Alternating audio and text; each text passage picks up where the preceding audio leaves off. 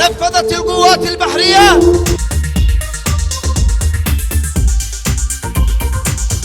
முதலில் தலைப்புச் செய்திகளை பார்க்கலாம். பிரிட்டிஷ் எண்ணெய் டேங்கர் மீது தாக்குதல் நடத்திய ஏமன் ஹவுத்தி படை 2024 நடந்த தாக்குதலின் காட்சிகளை வெளியிட்ட ஏமனின் இராணுவ ஊடகம். ஈரானுக்கு எதிரான போர் முழு பிராந்தியத்தையும் தீக்கிரையாக்கலாம், ஷேக் காசிம் எச்சரிக்கை. ஐரோப்பிய நாடாளுமன்றம் IRGC மீது கண்டன தீர்மானம். ஈரான் செய்தி தொடர்பாளர் இஸ்மாயில் பகேய் பதிலடி. ஈரானுக்கு எதிரான தாக்குதல்களுக்கு தனது பகுதியை பயன்படுத்த அனுமதிக்க மாட்டோம், ஐக்கிய அரபு அமீரகம் திட்டவட்டம். காசாவில் கடைசி கைதியின் எச்சங்களை மீட்ட விவரங்கள் வெளியிட்ட ஹமாஸ். இனி விரிவான செய்திகளை பார்க்கலாம். பிரிட்டிஷ் எண்ணெய் டேங்கர் மீது தாக்குதல் நடத்திய ஏமன் ஹவுத்தி படை 2024 நடந்த தாக்குதலின் காட்சிகளை வெளியிட்ட ஏமனின் இராணுவ ஊடகம். ஏடன் வளைகுடாவில் கடற்படை ஏவுகணைகளால் பிரிட்டிஷ் எண்ணெய் டேங்கர் மீது நடத்திய தாக்குதலின் விவரங்களை காட்டும் காட்சிகளை வெளியிட்டுள்ளன. இந்த காட்சிகள் 2024 ஆண்டின் தொடக்கத்தில் நடந்த செயல்பாட்டிற்கு கிட்டத்தட்ட 2 ஆண்டுகளுக்கு பிறகு வெளியிடப்பட்டுள்ளன. அப்போதே ஏமன் ஆயுதப்படைகளின் பேச்சாளர் பிரிகேடியர் ஜெனரல் யஹ்யா சாரி கடற்படை பிரிவுகள் ஏடன் வளைகுடாவில் உள்ள மரின் லுவாண்டா என்ற எண்ணெய் டேங்கரை பொருத்தமான கடற்படை ஏவுகணைகளால் தாக்கியதாகவும் நேரடி தாக்குதலால் கப்பல் தீப்பிடித்ததாகவும் அறிவித்திருந்தார். ஏமனின் கூட்டு செயல்பாட்டு அறை அதிகாரி ஒருவர் கூறுகையில், கப்பலை புறப்பட்டதிலிருந்தே கண்காணித்து வந்ததாகவும் ரெட்சி வழியாக சென்ற பிறகு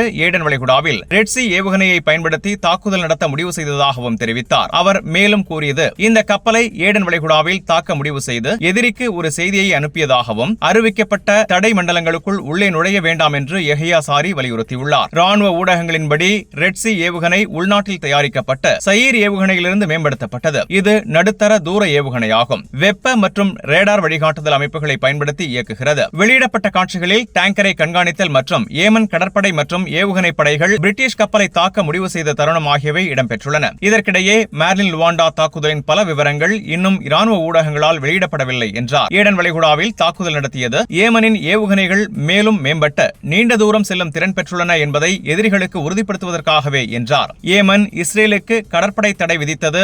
ஏமன் ஆயுதப்படைகள் மே 2025 இஸ்ரேலுக்கு எதிரான கடற்படை தடையை தொடங்கியதாக அறிவித்தன. காசாவுக்கு ஆதரவாக ஹைஃபா துறைமுகத்திற்கு தடை விதித்தன. ராணுவ பேச்சாளரின் அறிக்கையில், ஹைஃபாவுக்கு செல்லும் அல்லது அங்கு நங்கூரமிட்டுள்ள வணிக கப்பல்கள் தொடர்ந்து செயல்பட்டால் தாக்குதலுக்கு இலக்காகும் என்று எச்சரிக்கப்பட்டது. இது காசாவில் இஸ்ரேலின் இனப்படுகொலைக்கு எதிரான ஆதரவாக கருதப்பட்டது. ஜூலை 27, 2025 முதல் ஏமன் ஆயுதப்படைகள் இஸ்ரேலுக்கு எதிரான 4வது கட்ட கடற்படை தடையை அறிவித்தன. இஸ்ரேலிய துறைமுகங்களுடன் வர்த்தகம் செய்யும் நிறுவனங்களுடன் தொடர்புடைய அனைத்து கப்பல்களும் ஏமன் ஏவுகணை மற்றும் ட்ரோன் தாக்குதல்களுக்கு உள்ளாகும் என்று அறிவிக்கப்பட்டது. இத்தடை சிவப்பு கடலில் உள்ள இஸ்ரேலின் ஈலா துறைமுகத்தை கடுமையாக பாதித்தது. 2023 130க்கும் மேற்பட்ட கப்பல்கள் வருகை தந்த இடத்தில் 2025 நடுப்பகுதியில் சிலவே வந்தன. சிவப்பு கடல் நெருக்கடியால் கப்பல் நிறுவனங்கள் பாதுகாப்பற்ற பாதைகளை தவிர்த்தன. ஈலாதில் கப்பல் போக்குவரத்து மற்றும் சரக்கு இயக்கம் கடுமையாக குறைந்ததால் நிதி நெருக்கடி ஏற்பட்டது. வரி மற்றும் கடன்கள் செலுத்தப்படாததால் வங்கி கணக்குகள் முடக்கப்பட்டன, செயல்பாடுகள் நிறுத்தப்பட்டன. போதவில்லை. 2025 நடுப்பகுதியில் துறைமுக செயல்பாடு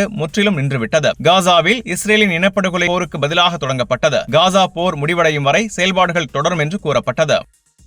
ஈரானுக்கு எதிரான போர் முழு பிராந்தியத்தையும் தீக்கிரையாக்கலாம், ஷேக் காசிம் எச்சரிக்கை. அமெரிக்கா மேற்கொள்ளும் முட்டாள்தனத்தின் ஆபத்தை உணர வேண்டும் என்று கூறி மாபெரும் தலைவர் சையத் அலி காமனியை பாதித்தால் உலகளாவிய ஷியா இஸ்லாமிய சமூகத்திற்கு எதிரான போருக்கு வழிவகுக்கும் என்று எச்சரித்தார். பெய்ரூத் தெற்கு புறநகரில் நடந்த ஒற்றுமை கூட்டத்தில் பேசிய ஷேக் அல் கத்தீப், உலக மக்களுக்கு குறிப்பாக அமெரிக்காவுக்கு எச்சரிக்கை விடுக்கிறேன். ஆபத்தான செயலை மேற்கொள்ளும் முட்டாள்தனத்தின் விளைவுகளை புரிந்து கொள்ளாதவர்கள் மட்டுமே இதை செய்வார்கள் என்றார். ஈரானின் தலைமை மற்றும் மக்கள் மீது எந்த நிபந்தனையையும் திணிக்க முடியாது என்று மறுத்தார்.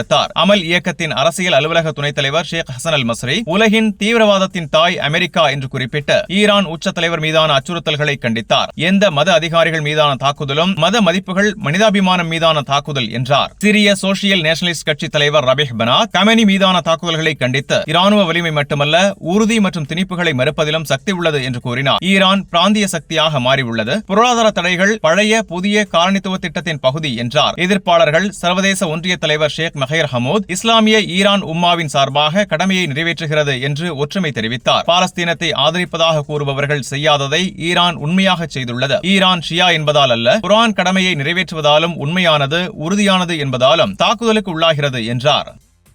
ஐரோப்பிய நாடாளுமன்றம் IRGC மீது கண்டன தீர்மானம். ஈரான் செய்தி தொடர்பாளர் இஸ்மாயில் பகே பதிலடி. ஐரோப்பிய நாடாளுமன்றம் IRGC மீது கண்டன தீர்மானம் நிறைவேற்றியதை ஈரான் வெளியுறவு செய்தி தொடர்பாளர் இஸ்மாயில் பகே கண்டித்தார். இது சர்வதேச சட்டத்தை மீறுவது, பொறுப்பற்றது, நீண்டகால விளைவுகளை ஏற்படுத்தும் என்றார். கடந்த வாரம் ஐரோப்பிய நாடாளுமன்றம் ஈரானின் வன்முறை கலவரங்களை அடக்கியதற்காக கண்டித்து IRGC-யை பயங்கரவாத அமைப்பு என அறிவிக்குமாறு கவுன்சிலுக்கு அழைப்பு விடுத்தது. சொத்து முடக்கம், விசா தடை உள்ளிட்ட தண்டனைகளை விரிவுபடுத்த வேண்டும் என்று கூறியிருந்தது. ஈரானுக்கு எதிரான தாக்குதல்களுக்கு தனது பகுதியை பயன்படுத்த அனுமதிக்க மாட்டோம். ஐக்கிய அரபு அமீரகம் திட்டவட்டம். ஐக்கிய அரபு எமிரேட்ஸ் வெளியுறவு அமைச்சகம் திங்களன்று வெளியிட்ட அறிக்கையில் நாட்டின் வான், நிலம் அல்லது நீர் பகுதிகளை ஈரானுக்கு எதிரான எந்த ராணுவ நடவடிக்கைக்கும் பயன்படுத்த அனுமதிக்காது என்று உறுதிப்படுத்தியது. பிராந்திய பதற்றத்திற்கு மத்தியில் நடுநிலை நிலைப்பாட்டை வலியுறுத்தியது. விவாதங்களை ராஜதந்திரம் மற்றும் சர்வதேச ஒத்துழைப்பு மூலம் தீர்க்க வேண்டும் என்று நம்புவதாக கூறியது. உரையாடல், பதற்றம் குறைப்பு, சர்வதேச சட்டம், அரச இறையாண்மை, மரியாதை ஆகியவை தற்போதைய நெருக்கடிகளை தீர்ப்பதற்கான அடிப்படைகள் என்றது. வளைகுடாவில் ராணுவ திரட்டல் அதிகரித்துள்ள நிலையில் இந்த அறிவிப்பு வந்துள்ளது. அமெரிக்கா மற்றும் இஸ்ரேல் ஆதரவுடன் ஈரானுக்கு அழுத்தம் அதிகரித்துள்ளது. அமெரிக்கா, இஸ்ரேல், ஈரானுக்கு அழுத்தம் அதிகரிப்பு. அமெரிக்க அதிபர் டொனால்டு டிரம்ப் வியாழனன்று பெரிய கடற்படையை பிராந்தியத்திற்கு அனுப்புவதாக உறுதிப்படுத்தினார். நாங்கள் ஈரானை கவனிக்கிறோம். பெரிய படை ஈரானை நோக்கி செல்கிறது. தேவைப்பட்டால் பயன்படுத்தலாம். பெரிய கப்பல் குழு செல்கிறது என்றார். சென்டோம் தளபதி அட்மிரல் பிராட் கூப்பர் இஸ்ரேலுக்கு சென்று உயர்மட்ட அதிகாரிகளுடன் சந்தித்தார். ஈரான் ஷூரா கவுன்சில் தேசிய பாதுகாப்பு மற்றும் வெளியுறவு குழு தலைவர் இப்ராஹிம் அஜீசி, அமெரிக்கா தவறான கணக்கீட்டால் ராணுவ நடவடிக்கை எடுத்தால் பிராந்தியத்தில் உள்ள அமெரிக்க வீரர்கள் குடும்பத்தினரிடம் விடைபெற வேண்டியிருக்கும் என்று எக்ஸ் தளத்தில் எச்சரித்தார்.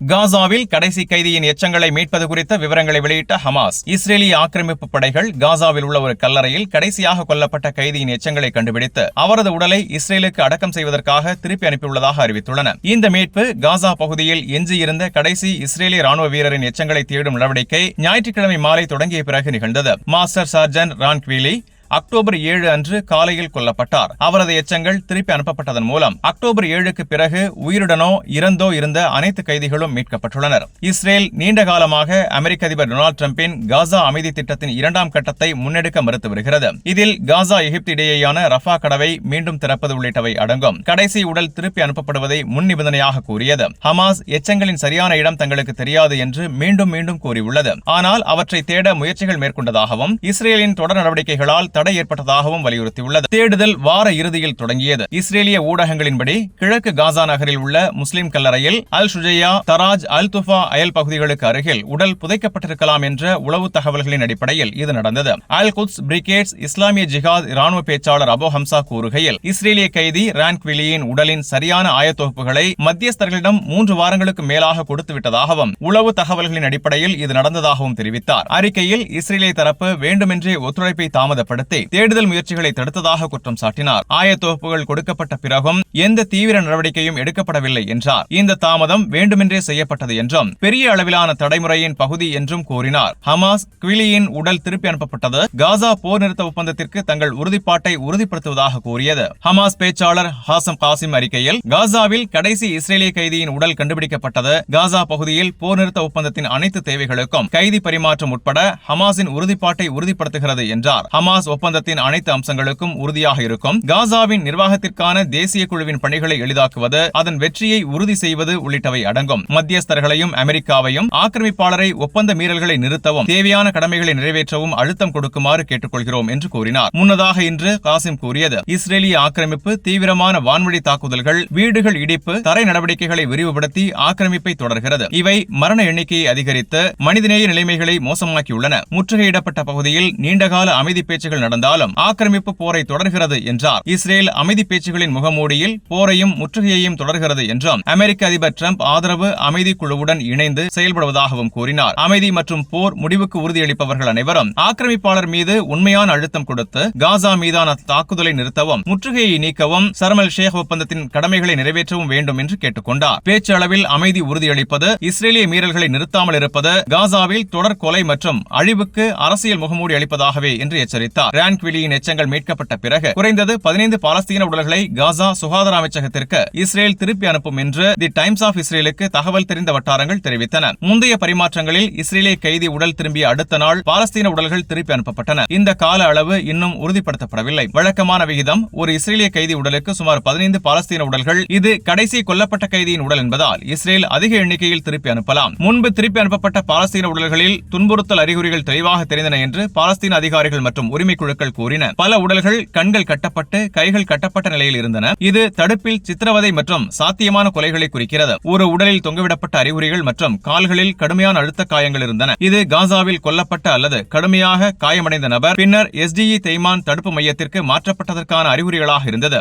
ஞாயிற்றுக்கிழமை மாலை இஸ்ரேல் கடைசி இறந்த கைதியின் உடல் மீட்பு நடவடிக்கை முடிந்ததும் காசா எகிப்து இடையேயான ரஃபா கடவையை மீண்டும் திறக்கும் என்று அறிவித்தது. இந்த அறிவிப்பு பாதுகாப்பு அமைச்சரவை கூட்டத்திற்கு பிறகு வந்தது. டெல் அவீவ் மீது சர்வதேச அழுத்தம் அதிகரித்துள்ள நிலையில் இது நடந்தது. காசா நிர்வாகத்திற்கான தேசிய குழு மற்றும் அதன் அமைதி குழு அதிகாரிகள் வியாழனன்று கிட்டத்தட்ட ஒரு ஆண்டுக்கு பிறகு இந்த வாரம் ரஃபா மீண்டும் திறக்கப்படும் என்று கூறியிருந்தனர். நெதன்யாகு அலுவலக அறிக்கையில் கடவை திறப்பு அனைத்து உயிருள்ள கைதிகளின் திரும்புதல் மற்றும் ஹமாஸ் 100% முயற்சியுடன் அனைத்து இறந்த கைதிகளையும் கண்டுபிடித்து திருப்பி அனுப்புவதன் மீது நிபந்தனை என்று கூறியது. அக்டோபர் 9 ஒப்பந்தம் டிரம்பின் பரந்த காசா அமைதி திட்டத்தின் பகுதியாக அனைத்து கைதிகளும் திருப்பி அனுப்பப்பட வேண்டும் என்று கூறியது.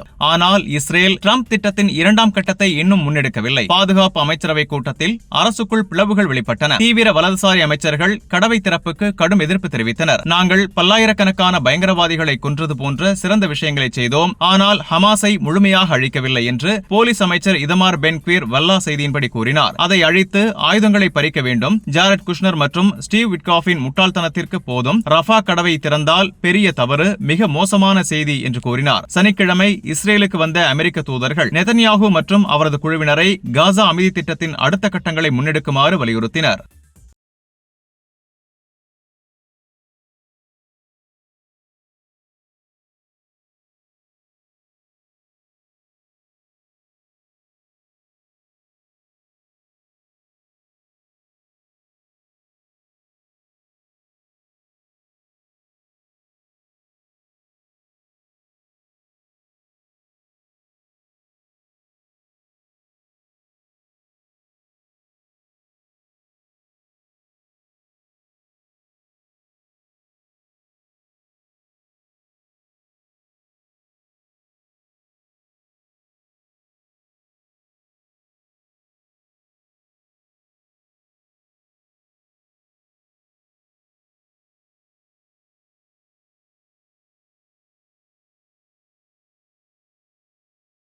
ஹிஸ்புல்லா பொதுச் செயலாளர் ஷேக் நெய்ம் காசிம் இஸ்ரேலிய சிறைகளில் அடைக்கப்பட்டுள்ள லெபனான் குடிமக்களுக்கும் அவர்களது குடும்பத்தினருக்கும் ஒரு செய்தியை அனுப்பினார். அவர்களின் துன்பங்கள் குற்றவாளி இஸ்ரேலிய எதிரியுடனான போராட்டத்தில் மிகப்பெரியவை என்று கூறினார். துரதிருஷ்டவசமாக லெபனான் அரசு உரிய நடவடிக்கை எடுக்கவில்லை, நட்பு நாடுகளிடம் போதுமான அழுத்தம் கொடுக்கவில்லை என்று ஷேக் காசிம் கூறினார். கைதிகளின் விவகாரத்தை முன்னுரிமையாக கூட கருதவில்லை என்றும் சேர்த்து கூறினார். இஸ்ரேலிய சிறைகளில் அடைக்கப்பட்டுள்ள கைதிகளை விடுவிப்பதற்காக மிக பரந்த அளவிலான அதிகாரப்பூர்வ மற்றும் மக்கள் அணிதிரட்டல் சர்வதேச அழுத்தம் தேவை என்று அவர் கூறினார். குடிமக்களுக்கு பொறுப்பான லெபனான் அரசு அனைத்து வழிகளிலும் அழுத்தம் கொடுத்து கைதிகளை விடுவிப்பதற்காக தீவிரமாக செயல்பட வேண்டும் என்று ஷேக் காசிம் கூறினார். கைதிகளின் விவகாரம் மிக உயர்ந்த முன்னுரிமையாக இருக்க வேண்டும். அவர்களை விடுவிப்பது நாட்டின் இறையாண்மை மற்றும் விடுதலையின் ஒரு பகுதியாகும் என்று அவர் வலியுறுத்தினார். லெபனானின் சுகாதார அமைச்சகம் ஞாயிற்றுக்கிழமை அறிவிப்பில் தெற்கு லெபனான் மற்றும் பெக்கா பள்ளத்தாக்கை குறிவைத்த இஸ்ரேலிய விமான தாக்குதல்களால் ஏற்பட்ட பலியின் புதுப்பிக்கப்பட்ட எண்ணிக்கையை வெளியிட்டது. போர் நிறுத்த ஒப்பந்தம் இருந்த போதிலும் இஸ்ரேலின் அத்துமீறல்கள் தொடர்கின்றன. பொது சுகாதார அவசர நடவடிக்கை மையத்தின்படி கிர்பெட் செல் மற்றும் கஃபர் தவுனின் இடையேயான பகுதியில் இஸ்ரேலிய தாக்குதலில் பொதுமக்கள் ஒருவர் கொல்லப்பட்டு 5 பேர் காயமடைந்தனர். டயர் மாவட்டத்தில் உள்ள தர்கையாவில் தனி தாக்குதலில் மற்றொருவர் கொல்லப்பட்டார். பால்பெக் மாவட்டத்தில் உள்ள ஜன்தா நகரில் அல் ஷாரா பகுதியை குறிவைத்த இஸ்ரேலிய தாக்குதலில் ஒருவர் காயமடைந்ததாக மையம் தெரிவித்தது. இஸ்ரேலிய ஆக்கிரமிப்பு படைகள் அல்மா அல்-ஷா புறநகர் பகுதிகளை நோக்கி துப்பாக்கிச்சூடு நடத்தின. இஸ்ரேலிய பீரங்கிகள் மர்வஹின் நகரத்தை பல குண்டுகளால் தாக்கின. அதே நேரத்தில் இஸ்ரேலிய ட்ரோன் ஒன்று ரப் தலாதீன் மற்றும் மர்ஹபா நகரங்களுக்கு இடையேயான ஸ்டன் கிரேனேட்டை வீசியது. அதன் பிறகு இஸ்ரேலிய மெர்கவா டேங்க் ஒன்று அதை சுற்றியுள்ள எல்லை சுவருக்கு அப்பால் அதை சுற்றியுள்ள அடைசே நகரத்தின் தெற்கில் புதிதாக அமைக்கப்பட்ட லெபனான் ராணுவ நிலையை எதிர்கொண்டு முன்னேறியது. நவம்பர் 2024 கையெழுத்தான போர் நிறுத்த ஒப்பந்தத்தை மீறி இஸ்ரேலிய ஆக்கிரமிப்பு தெற்கு லெபனான் மற்றும் பெக்காவில் அன்றாட அருகில் தாக்குதலை தொடர்கிறது. ட்ரோன்கள் மற்றும் போர் விமானங்கள் தொடர்ந்து பறக்கின்றன. சர்வதேச அமைதியின்மையுடன் மீண்டும் மீண்டும் மீறல்கள் நடக்கின்றன. தெற்கு லெபனானில் நிலைமையை கண்காணிக்க உருவாக்கப்பட்ட மெக்கானிசம் குழு பிப்ரவரி 25 அன்று கூட்டம் நடத்த உள்ளது. லெபனான் தரப்பில் தற்போதைய கட்டத்தில் மெக்கானிசமை மாற்றி 3 தரப்பு குழு அமைக்கப்படவில்லை என்று தெளிவுபடுத்தியது. தற்போதைய அமைப்பு தொடரும் என்று உறுதிப்படுத்தியது. விவகாரத்தின் அவசரத்தை வலியுறுத்தி மெக்கானிசம் சட்டகத்தில் பேச்சுவார்த்தைகளை விரிவுபடுத்தி லெபனான் பிரதேசத்தில் தொடரும் இஸ்ரேலிய மீறல்களை முடிவுக்கு கொண்டு வர வேண்டும் என்று லெபனான் வலியுறுத்தியது. அதேபோல